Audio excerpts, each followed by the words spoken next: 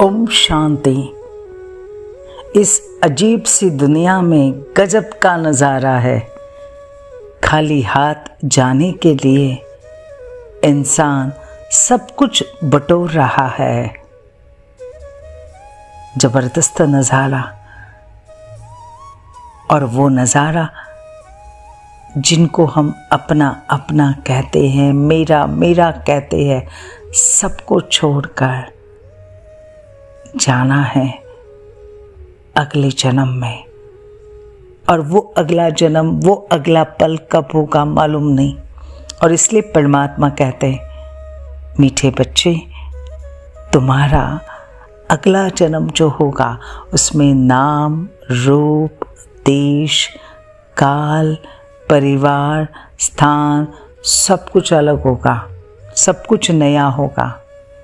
इसका मतलब इस जन्म में जो नाम है वो अगले जन्म में नहीं होगा, जो रूप है वो नहीं होगा, जो परिवार है वो नहीं होगा, दूसरा होगा। जो स्थान है वो नहीं होगा, दूसरा होगा। जो प्रॉपर्टी कमाई है वो सारी यहाँ पे पीछे छोड़कर जाएंगे और अगले जन्म में वापस जीरो से शुरू करना होगा। तो साथ कौन चलेगा?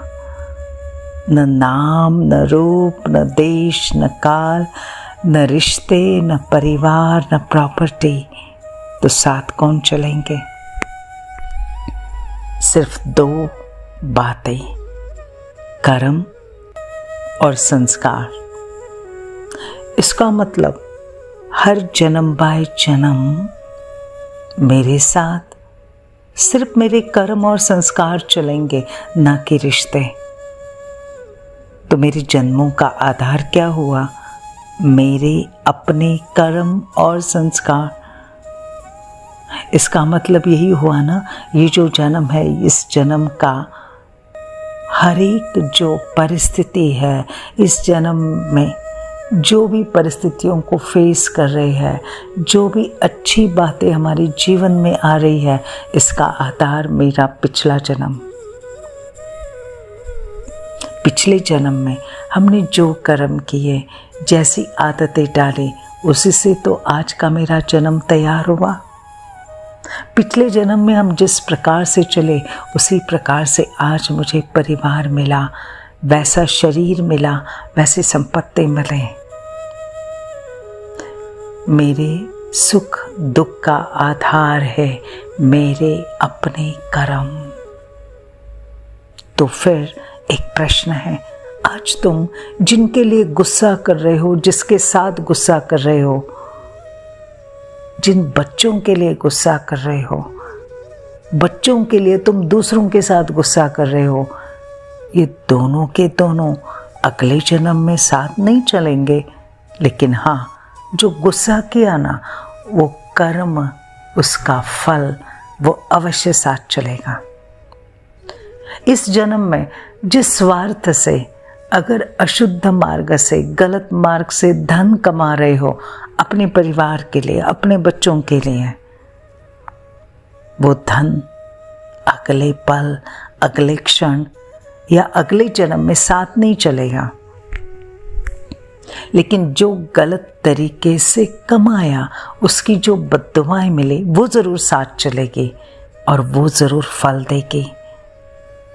इस जन्म में जो तुम चिंता कर रहे हो, इनका क्या होगा, कैसे होगा, और ये भूल गए हो कि हर आत्मा अपना भाग्य लेकर नीचे उतरी है। हर आत्मा उसका भाग्य लेकर मेरे साथ आए हैं। जिनके लिए चिंता कर रहे हो वो अगले जन्म में साथ नहीं होंगे, लेकिन वो चिंता ज़रूर तुम्हारे साथ चलेगी, वो संस्कार ज़रूर साथ चलेगा। अगर इस जन्म में मैंने अपने परिवार के लिए किसी को धोखा दिया, तो परिवार साथ नहीं चलेगा। लेकिन वो जो धोखा देने का जो कर्म है ना, वो कर्म और उसका फल मुझे अगले जन्म में ज़रूर मिलेगा। माना मेरा अगला जन्म सिर्फ और सिर्फ मेरे कर्मों के आधार से होगा। जिनके लिए कर रहे हैं वो सब पीछे छूट जाएंगे और मेरे कर्म मेरे साथ चलेंगे, जो मेरे लिए उस टाइप की परिस्थितियां निर्माण करेंगे, उस टाइप का भविष्य निर्माण करेंगे। तो सोचिए इस जन्म में क्या करना है। ये जन्म जो मुझे मिला है वो क्यों मिला है? जस्ट टू सेटल कार्मिक अकाउंट्स, सिर्फ कर्मों का हिसाब किताब चुकता करने के लिए, न कि नया हिसाब किताब बनाने के लिए। तो ये जन्म मुझे जो भी परिवार मिला है, just to settle karmic account, जो भी रिश्ते मिले हैं, जो भी बिजनेस पार्टनर मिले हैं, जॉब के प्लेस पर के सहयोगी मिले हैं, फ्रेंड सर्कल मिला है, पड़ोसी मिले हैं, और मिलने वाले लोग हैं, और कई सारे मिलने वाले रिश्ते हैं, जस्ट टू सेटल कार्मिक अकाउंट्स।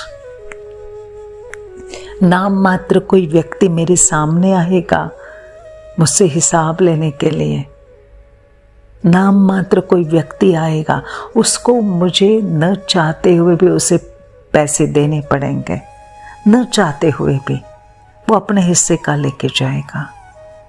कार्मिक अकाउंट सेटल हो रहा है। नाम मात्र कोई व्यक्ति आएगा, अपमान करेगा, कोई आएगा बदनामी करेगा, कोई निंदा करेगा, कोई धोखा देगा, कोई मदद करेगा, कोई हमारे जीवन में एंजल बनकर आएगा। ये सारे हैं हमारे कर्मों के अकाउंट सेटल हो रहे हैं। अब सोचिए ये कर्मों के अकाउंट हम सेटल कैसे करते हैं? चिल्लाकर, रोककर, किस प्रकार से सेटल करते हैं हम?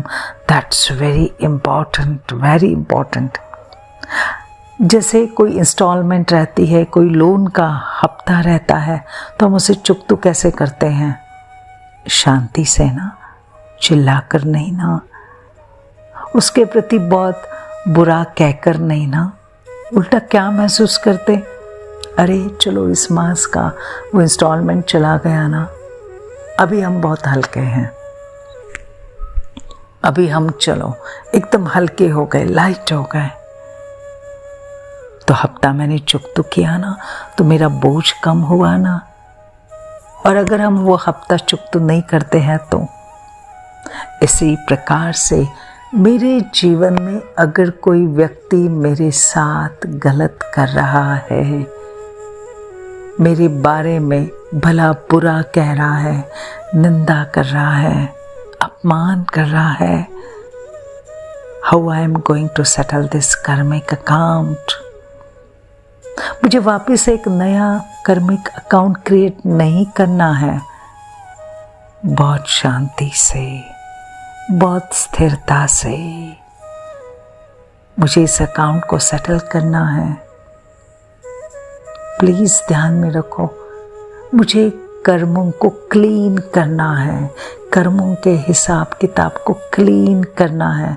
तो आत्मा हल्की हो जाएगी, तो जीवन में शांति आ जाएगी, मन शांत हो जाएगा। तो ये जीवन किस लिए मिला है? Clean your Karma. हर परिस्थिति का सामना शांति से करना है, स्थिरता से करना है, बहुत शुभ भावना के साथ करना, परमात्मा का साथ लेकर करना है, ताकि उस परिस्थिति का प्रभाव मेरे पर ना पड़े। मैं दुखी नहीं हूँ, मैं चिल्लाऊँ नहीं, मैं क्रोध नहीं करूँ, मैं चिंता नहीं करूँ, हंसते हंसते उस कर्म का हिसाब चुकता करूँ। ध्यान में रखना, अगर किसी ने मुझे भला बुरा कहा, लेकिन मैंने बड़े शांति से, शुभ भावना के साथ मैंने उनके साथ बात की या साइलेंट रहे, मेरा हिसाब किताब चुकता हो गया, अगले जन्म में वो साथ नहीं चलेगा, कर्म क्लीन हो गया। इसलिए बहुत बहुत इम्पॉर्टेंट, मेरे साथ कोई कुछ गलत बोल रहा है, गलत कर रहा है, मुझे वो हिसाब किताब शांति से शक्तिशाली बनकर शुभ भावना से परमात्मा का साथ साथ लेकर जुगतू करना है। तो मेरा अगला जन्म कैसे होगा? बहुत अच्छा होगा।